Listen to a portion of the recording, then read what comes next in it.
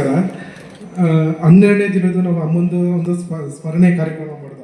ಅದರಲ್ಲಿ ಅರ್ಚನಾ ಮೇಡಮ್ ಅವ್ರ ಟ್ರೂಪ್ ಎಲ್ಲ ಬಂದು ಯಾರು ₹1 ತಗೊಳ್ದೆ ತುಂಬ ಚೆನ್ನಾಗಿ ಶೋ ನಡೆಸ್ಕೊಟ್ರು. ಥ್ಯಾಂಕ್ಸ್. ಅದು ಯೂಟ್ಯೂಬಲ್ಲಿ ಏನೋ ಬಂದಿತ್ತು, ಅದಕ್ಕೋಸ್ಕರ ಅಷ್ಟೇ. ನನಗೆ 12 ವರ್ಷ 13 ವರ್ಷ ಇರ್ಬೋದು. ಆಗ ಫಸ್ಟು ನನ್ನ ಅಮ್ಮನ್ನ ನೋಡಲೇಬೇಕು ಅನಿಸ್ದಾಗ ಅದು ಹೇಗೆ ಅಂತ ಅಂದರೆ, ನಮ್ಮ ಮನೇಲಿ ಒಂದು ದೊಡ್ಡ ರೇಡಿಯೋ ಇತ್ತು. ಅದರಲ್ಲಿ ಎಲ್ಲರ ಸಾಂಗ್ಸು ಬರೋದಲ್ಲ ಪ್ರತಿದಿನ ಬೆಳಿಗ್ಗೆ ಮಧ್ಯಾಹ್ನ ಅಂತ. ಅಮ್ಮನ ಸಾಂಗ್ ಕೇಳಿದ್ರೆ ಏನೋ ಒಂಥರ ಅವತ್ತೊಂದು ದಿವಸ ಅಮ್ಮ ಆಡಿರೋ ಸಾಂಗ್ಸೇ ನನ್ನ ಮೈಂಡಲ್ಲೇ ಇರ್ತಾಯಿತ್ತು. ನಾನು ಹಿಂಗಾದ್ರೂ ಮಾಡಿ ನೋಡಬೇಕಲ್ಲ ಹಾಗೆ ಹೀಗೆ ಅಂತ ಥಿಂಕ್ ಮಾಡ್ತಾಯಿದ್ದೆ. ಆಮೇಲೆ ಗೊತ್ತಾಯ್ತು ಅವ್ರು ಚೆನ್ನಾಗಿದ್ದಾರೆ ಅಂತ. ಹೇಗೋ ಕಷ್ಟಪಟ್ಟು ಅದು ತುಂಬ ದೊಡ್ಡ ಸ್ಟೋರಿ ಅದು. ಹೇಗೋ ಕಷ್ಟಪಟ್ಟು ಅವ್ರ ಫೋನ್ ನಂಬರ್ ಇಸ್ಕೊಂಡು ಅಮ್ಮ ನಾನು ಫೋನ್ ಮಾಡಿದಾಗ ಒಂದು 3 ಮಂತ್ಸ್ ಅವ್ರು ಇಂಡಿಯಾದಲ್ಲಿ ಇರಲಿಲ್ಲ. ಆಮೇಲೆ ಒಂದು ಡೇಟ್ ಕೊಟ್ಟರು, ಹೋಗ್ಬಿಟ್ಟು ಬಂದೆ. ಅಮ್ಮ ಹೇಗಿದ್ರು ಅಂತ ಅಂದರೆ, ಈಗ ನೀಲಂಗರೆ ಅಂತ ಇದೆ ಚೆನ್ನೈಲಿ. ಫಸ್ಟ್ ಪುರಮಲ್ಲಿದ್ದರು. ಅದಾದಮೇಲೆ ನೀಲಂಗರ ಮನೆಗೆ ಶಿಫ್ಟ್ ಆದರು.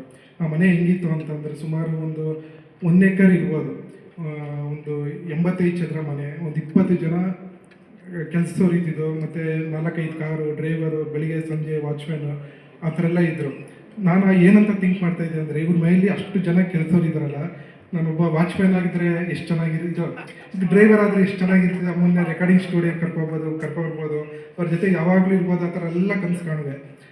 ಅದೇನೋ ಆಮೇಲೆ ಹಂಗೆ ಕಂಟಿನ್ಯೂ ಆಗಿ ನಾವು ಫೋನ್ ಮಾಡೋದು ಮತ್ತು ಲೆಟ್ರು ಬರೆಯೋದು.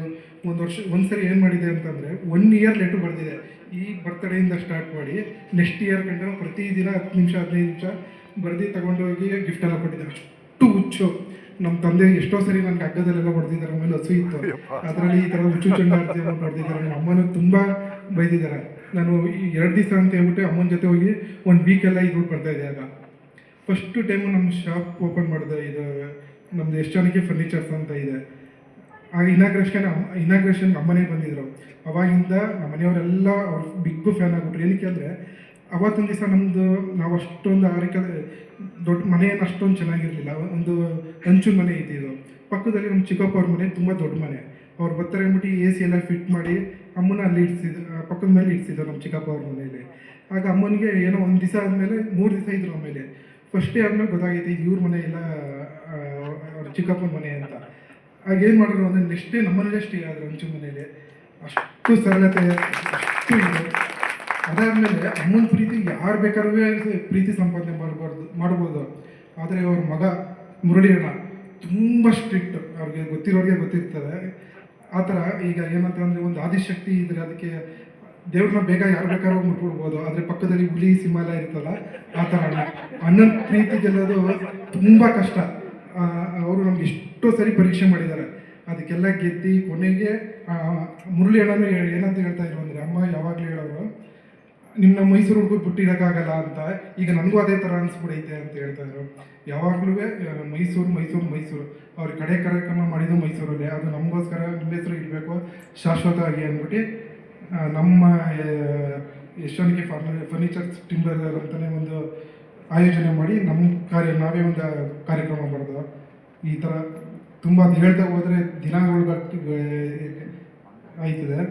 ಆಮೇಲೆ ನಮ್ಮ ಜೊತೆ ಯಾರಾದರೂ ನಮ್ಮ ಶಾಪಿಗೆ ಬಂದರೆ ಅಮ್ಮನ ಬಗ್ಗೆ ಎಲ್ಲ ಸ್ಟೋರಿ ಕೇಳೋರು, ಏನಕ್ಕೆ ಈ ಥರ ಎಷ್ಟು ಜನಕ್ಕೆ ಫರ್ನಿಚರ್ಸ್ ಇಟ್ಟಿದ್ದೀರಾ ಅಂತ. ನಾನು ಸ್ಟೋರಿ ಹೇಳೋಕ್ಕೆ ಸ್ಟಾರ್ಟ್ ಮಾಡಿಬಿಟ್ರೆ ಏನಂತ ಹೇಳ್ತಾಯಿದ್ರು ಅಂದರೆ, ನಾನು ಫರ್ನಿಚರ್ ತಗೊಂಡಿದ್ದಕ್ಕಿಂತ ನಿಮ್ಮ ಕಥೆನೇ ತುಂಬ ಇಷ್ಟ ಆಯಿತು. ಅಷ್ಟು ನಾನು ಮುಚ್ಚು ಕುಂದ್ರೆ ಯಾವಾಗಲೂ ಜಪ ಮಾಡುವೆ. ಆಮೇಲೆ ಮೈಸೂರು ಬರ್ತಾರೆ ಅಂತಂದರೆ ನಾನು ಅದೇ ಥಿಂಕ್ ಮಾಡ್ತೀನಿ. ಏನಕ್ಕೆ ಹೇಳ್ದೆ ಅಂದರೆ, ಅಷ್ಟು ಬಂಗ್ಲೆ ಕಾರು ಎಲ್ಲ ಇದ್ದು ದೊಡ್ಡ ಫ್ಯಾಮಿಲಿಯವರು. ಕೊನೆಯ ಕಾಲದಲ್ಲಿ ನಮ್ಮ ಹತ್ರನೇ ಜೊತೆಲಿರಬೇಕು ಅಂತಂದ್ರೆ ಅದು ಕನಸು ನನಸು ಏನು ಇವತ್ತರೆಗೂ ಗೊತ್ತಾಗಲ್ಲ. ಇದೇ ವರ್ಷ ಜನವರಿ 22ರಲ್ಲಿ ಅವ್ರ ಮಗ ತೀರೋಗ್ಬಿಟ್ರು. ಅಣ್ಣ ತೀರೋಗ್ಬಿಟ್ರ ಮೇಲೆ ಎಲ್ಲ ಅವ್ರ ಬಂಧುಗಳೆಲ್ಲ ಬಂದಿರೋ 23ಗೆ ಅಲ್ಲಿ ಚಾಮುಂಡಿ ಬೆಟ್ಟದ ಹತ್ರ ಅವರಿಗೆ ಪಾದದ ಹತ್ರ ತಗೊಂಡೋಗಿ ಎಲ್ಲ ಅಗ್ನಿಸ್ಪರ್ಶ ಎಲ್ಲ ಆದಮೇಲೆ ಅಮ್ಮ ರೂಮಲ್ಲಿದ್ದರು. ನನಗೆ ಏನಾದರೂ ಹತ್ರ ಎಲ್ಲ ನಿದ್ದೆ ಮಾಡಿರಲಿಲ್ಲ. ಇವರೆಲ್ಲ ಬಂದ್ಬಿಟ್ಟು ಏನಾದರೂ ಅಮ್ಮನ ಕರ್ಕೊಂಡು ಹೋಗ್ಬೋದು, ಏನಾದ್ರು ಇದು ಮಾಡ್ಬೋದು ಅಂತ ರಾತ್ರಿ ಎಲ್ಲ ಯೋಚನೆ ಮಾಡಿದೆ. ಯಾರು ಇಲ್ಲದಾಗ ರೂಮ್ ಮೆತ್ತಗೆ ಹೋದೆ. ಅಮ್ಮ ಮಲಗಿದ್ರು. ಅಮ್ಮ ಇದು ನೀವು ಜೊತೆ ಹೊಟ್ಟೋಗ್ತೀರಮ್ಮ ನಿಮ್ಮ ಮೊಮ್ಮಗಳ ಜೊತೆ, ಮತ್ತು ನಿಮ್ಮ ಅದೇ ಅವರು ಸೋದರ ಬಂಧುಗಳೆಲ್ಲ ಇದ್ರಲ್ಲ ಅವ್ರ ಜೊತೆ ಹೊಟ್ಟೋಗ್ಬಿಡ್ತೀರಮ್ಮ ಅಂತಂದೆ. ನನ್ನ ಕೈ ಹಿಡ್ಕೊಂಬಿಟ್ಟು ಏನಂತ ಅಂದರೆ, ಅವ್ರು ಯಾರು ಏನೇ ಅಂದಲಿ ನಾನು ಹೋಗಲ್ಲ, ನೀವು ಅಷ್ಟೇ ನನ್ನ ಕಳಿಸ್ಕೊಡ್ಬೇಡಿ. ಇದು ಪ್ರಾಮಿಸ್ ನಿಜವಾಗ್ಲೂ. ನಾವು ಎಷ್ಟು ಅವರು ರಾತ್ರಿ ಅದೇ ಥರ ಯೋಚನೆ ಮಾಡ್ತಾ ಇರಂತೆ ಈ ಮಕ್ಳುಗಳೇನಾದ್ರೆ ಇವನೇನಾದ್ರು ಆಗಲ್ಲ ಅಂದ್ಬಿಡ್ತಾನೆ ಏನಾದ್ರು ಆ ಥರ ಅದು ಹೇಳೋಕ್ಕಾಗಲ್ಲ ಅಷ್ಟು ಇದು ಅವ್ರಿಗೆ ಈಗ ಲಾಸ್ಟಲ್ಲಿ ಅದೇ 4 ತಿಂಗಳಾದ್ಮೇಲೆ ಅಣ್ಣ ಹೋದ್ಮೇಲೆ ಒಂದು 5-6 ತಿಂಗಳಿದ್ದಾರಲ್ಲ ಅವ್ರಿಗೇನೋ ಸಣ್ಣ ಪುಟ್ಟ ಹುಷಾರು ತಪ್ಪಾರು ನನಗೆ ಹೇಳ್ತಾ ಇರಲಿಲ್ಲ. ಏನಕ್ಕೆ ಅಂತ ಅಂದರೆ ಇಷ್ಟು ದಿವಸ ನನ್ನ ಮಗನ ನೋಡ್ಕೊಂಡ್ರೆ ಈಗ ನನ್ನ ಕಂಪ್ಲೇಂಟಲ್ಲಿ ಹೇಳಿದ್ರೆ ನಿಮ್ಮ ಜೀವನ ಪೂರ್ತಿ ಇದೇ ಆಗ್ಬಿಡ್ತಿದೆ ಅಂತ ಪಾಪ ಹೇಳ್ತಾ ಇರಲಿಲ್ಲ. ನನಗೆ ಕೆಲಸ ಒಂದು ಹುಡುಗಿ ಇದ್ಲು, ಅವಳು ಹೇಳೋಳು ಈಗ ರಾತ್ರಿ ಎಲ್ಲ ನಿದ್ರೆ ಮಾಡಿಲ್ಲ, ವೀಸಿಂಗ್ ಪ್ರಾಬ್ಲಮ್ ಅದು ಇದು ಅಂತ. ಆ ಥರ ಕೊನೆಯವರೆಗೂ ಈಗ ನಮ್ಮ ಜಮೀನಲ್ಲೇ ಕರ್ಕೊಂಡೋಗಿ ಅಮ್ಮನ ಕ್ರಿಮೇಷನ್ ಎಲ್ಲ ಅಲ್ಲೇ ಮಾಡಿದ್ದೀವಿ. ನಮ್ಮಲ್ಲೇ ಇದ್ದಾರೆ, ಅವರು ಯಾವತ್ತೂ ಬಿಟ್ಟೋಗಲ್ಲ. ಆಮೇಲೆ ಇನ್ನೊಂದು ಮಾತು ಹೇಳೋರು ಏನಂತಂದರೆ ನಾನೇನಾದರೂ ಸೋದರನೇ ನಾನೇ ತೀರೋಗ್ಬಿಟ್ರೆ ನಿಮ್ಮನ್ನ ನಾನು ಯಾವಾಗಲೂ ಬಿಟ್ಟಿರೋಕ್ಕಾಗಲ್ಲ. ನಾನು ನೀವೆಲ್ಲ 125 ವರ್ಷ ಆದಮೇಲೆ ಆರಾಮ ನಿಧಾನಕ್ಕೆ ಬನ್ನಿ, ನಿಮಗೋಸ್ಕರ ನಿಮ್ಮ ಮುಂದೆನೇ ಇರ್ತೀನಿ ಅಂತ ಹೇಳಿ ಅವ್ರು ಎಲ್ಲೂ ಹೋಗಿರ್ತಿಲ್ಲ. ಥ್ಯಾಂಕ್ಸ್. ನನಗೆ ಹೇಳಬೇಕು ಅಂದರೆ ಮೈಕಲ್ಲಿ ಮಾತಾಡೋಕ್ಕೆ ಬರಲ್ಲ, ಬಂದಾಗ ಮಾತಾಡಿದ್ದಾರೆ. ಆಮೇಲೆ ಮುಖ್ಯವಾಗಿ ನನಗೆ ಅನಂತ್ ಸರ್ ಕರೆದಿದ್ದರಿಂದ ನಾನು ಬಂದಿದ್ದು. ಏನಕ್ಕೆ ಅಂದರೆ ಸಿದ್ದರಾಜ್ ಸರ್ ಲಾಸ್ಟಲ್ಲಿ ಹೇಳಿದ್ರು ಅನಂತ್ ಸರ್ ಬಗ್ಗೆ ಎಲ್ಲ, ಅವ್ರ ಬಗ್ಗೆ ತುಂಬ ಒಂದು ಸ್ವಲ್ಪ ಸ್ಪೆಷಲ್ ಗೌರವ. ಅದರಿಂದ ಅನಂತ್ ಸರ್ ಹೇಳಿದ್ರಲ್ಲ ಅಂತ ತುಂಬ ಧನ್ಯವಾದ. ನೀವು ಯಾವುದಾದ್ರೂ ಪುಣ್ಯ ಮಾಡಿದ್ದೀರಾ, ಅದಕ್ಕೆ ಇವರು ಸೇವೆ ಮಾಡಿದ್ದೀರಾ. ಎಲ್ರಿಗೂ ಆ ಭಾಗ್ಯ ಸಿಗಲ್ಲ, ಅದು ಭಗವಂತ ನಮ್ಮ ಅರ್ಚನೆ ಮಾಡಿದಂಗೆ ನಿಮ್ಮ ಪುಣ್ಯ. ಅದು ನೀವು ಕೇಳ್ಕೊಂಡ್ರೆ ಪಡ್ಕೊಂಡಿದ್ದೀರಾ ಅಷ್ಟೇ, ಇನ್ನೇನು ಇಲ್ಲ. ಅದೇ ದೊಡ್ಡ ಭಾಗ್ಯ.